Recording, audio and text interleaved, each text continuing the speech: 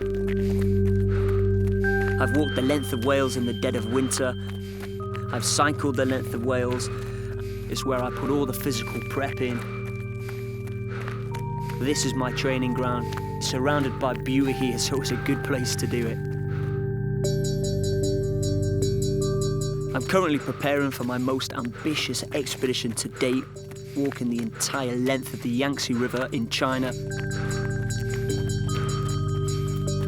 These lands, these walls, we cannot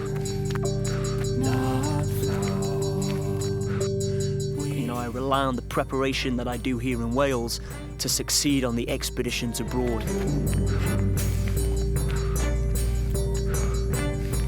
Although I push myself, it is the perfect place to just switch off, and you know, you've got to remember to enjoy it.